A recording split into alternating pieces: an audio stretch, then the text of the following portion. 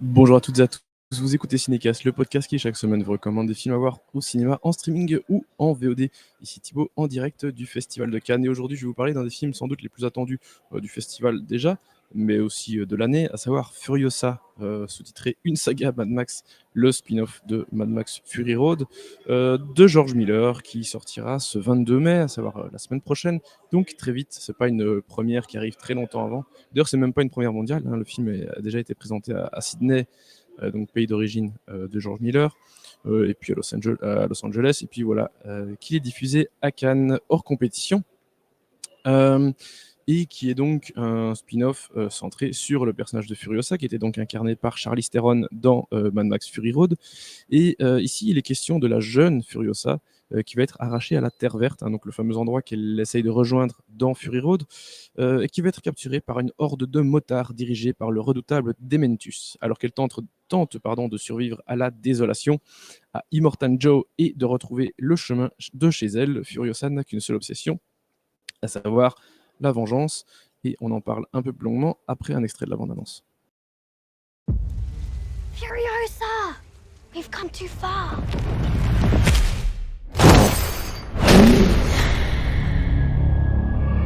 Furiosa! They took Furiosa!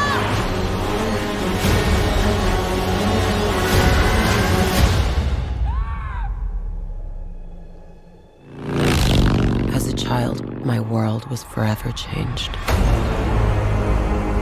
My mother was magnificent. And he took it all from me. Who do we have here? She's from a place of abundance. This is our destiny. My childhood. My mother. I want them back. Bon, autant dire que pour avoir tout ça, ça va être compliqué, hein. On peut pas récupérer une enfance qu'on a perdue. Et oui, pauvre Furiosa. Alors, bon, j'adore Mad Max Fury Road, c'était un de mes films préférés de cette année-là. Autant dire qu'évidemment, j'attendais énormément Furiosa, parce que Furiosa est une des meilleures choses de Fury Road. C'est un personnage absolument génial, et son duo avec le personnage de Max dans Fury Road fonctionnait super bien. Donc, avoir un spin-off sur ce personnage était assez alléchant. Donc, les attentes étaient hautes. Surtout que voilà, George Miller revient avec un sacré casting, à savoir Anya Taylor-Joy qui reprend le rôle de Furiosa à Charlize Theron, Chris Hemsworth qui va donc incarner le méchant Dementus, et puis on a aussi Tom Burke qui a un rôle assez important, à savoir celui de Praetorian Jack. Et puis on a quelques personnages qu'on a pu voir dans Fury Road qui font leur retour, hein, à savoir Nathan Jones dans le rôle de Rictus, un des enfants d'Immortan Joe. On a aussi Angus Sampson qui joue l'espèce de médecin dans Fury Road. C'est vraiment un petit rôle. Ici, il est plus présent. Et puis voilà, on revoit d'autres personnages, vous avez pu apercevoir dans la bande-annonce, Immortan Joe notamment. Et donc le film va raconter évidemment la jeunesse, enfin en tout cas une partie de la jeunesse de Furiosa. On va voir cette fameuse terre verte. On va voir comment elle a été enlevée, et puis tout ce qu'elle va essayer de faire tout ce qu'elle va faire pour essayer de rentrer chez elle. La partie vraiment de l'enlèvement est assez longue. Je pense que ça a duré une bonne vingtaine de minutes, voire une demi-heure, avant que alors pas que le film ne démarre, parce que ce début avec l'enlèvement est assez génial, mais avant qu'on rentre un peu plus dans le vif du sujet, avec la rencontre avec Dementus, avec la rencontre avec Immortan Joe, la citadelle, et puis on va découvrir tout le reste. En fait, une grande partie de ce qu'on n'a pas vu dans Fury Road. À savoir, on voit de loin Gastown, donc Pétroville en français, et Bullet Farm, donc la ferme de Bâle, je ne sais plus exactement le nom en français, mais qui sont donc ces deux autres villes, entités, sont vraiment des villes qui vont participer à la puissance de la citadelle, hein, Gastown fournissant évidemment l'essence, Bullet Farm fournissant les armes, les balles, etc. La citadelle dominant, donc voilà, et produisant de la nourriture. Donc ces trois villes forment une puissance à L3 qui sont dirigées par Immortan Joe.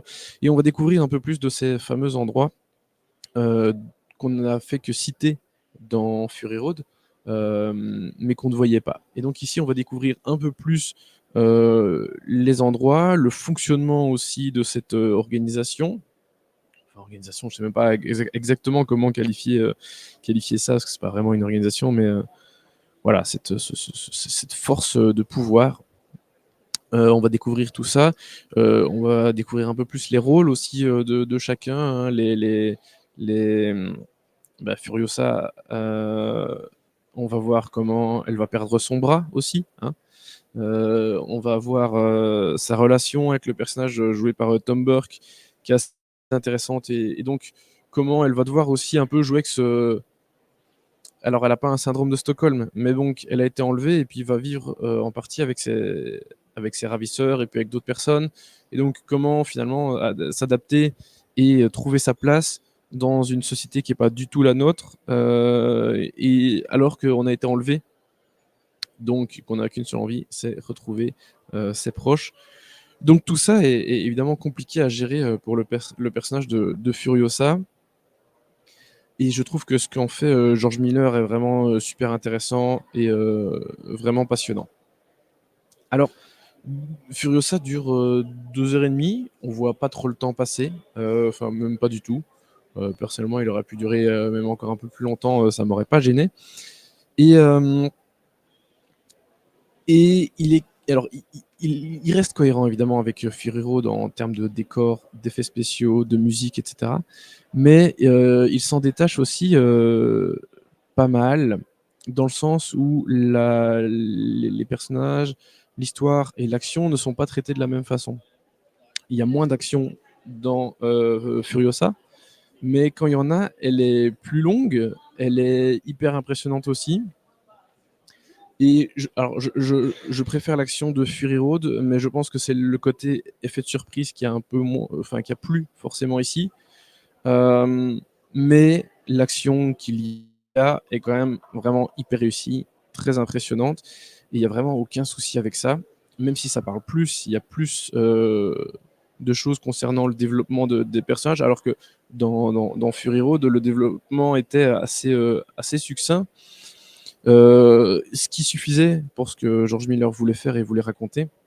Mais si forcément il passe plus de temps à s'intéresser à ces personnages et à les développer, il y a plus de dialogue. Et voilà, donc c'est une autre façon de traiter cet univers et ses personnages et ses décors et la logistique, les fonctionnements de l'organisation des différentes villes qui sont très intéressantes aussi. Donc voilà, on a un autre film qui s'inscrit parfaitement dans l'univers Mad Max, évidemment, et ça, je pense que personne n'en doutait, mais comme quoi il arrive encore à se renouveler quelque part, même si il y a beaucoup de choses, évidemment, qui sont déjà posées de par la trilogie avec Mel Gibson, mais aussi, évidemment, avec Fury Road. Mais il arrive à se renouveler quelque peu dans sa façon de traiter les choses.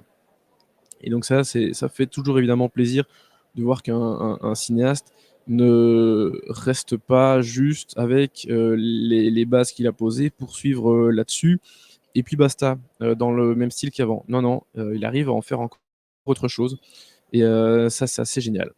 Et puis, évidemment, le casting, impossible de ne pas en parler. Anya Taylor-Joy dans le rôle de Furiosa est génial. La petite fille qui joue Furiosa jeune aussi, là comme ça j'ai pas son nom, mais elle est fantastique. Mais Anya Taylor-Joy s'en sort super bien. Vraiment, je l'ai adoré. J'avais peur au début, après avoir vu les premières photos, me dire ah merde, je trouve que j'ai l'impression que ça colle pas tant que ça avec Charlize Theron, même si j'adore Anya Taylor-Joy, hein, c'était pas elle personnellement le problème, évidemment, c'est de se dire ah tiens, est-ce que ça va coller avec ce que Charlize Theron a fait? Et oui, ça colle super bien. Donc il y a vraiment un très très beau travail réalisé par Anya Taylor-Joy à ce niveau-là. Et l'autre personnage qui me faisait peur, au vu des toutes premières images, j'ai pas regardé des bandes annonces, hein, je les regarde jamais, vous le savez bien, mais au vu des quelques photos, j'avais un peu peur du personnage de Dementus, donc joué par Chris Hemsworth. Et en fait, c'est une putain de star dans le film. Le personnage est génial, il est magnifiquement interprété. Le make-up, en fait, ça passe super bien. Et sa prestation, elle est limite troublante parfois. Je me dis, bah tiens, est-ce que c'est vraiment Chris Hemsworth ou c'est quelqu'un d'autre?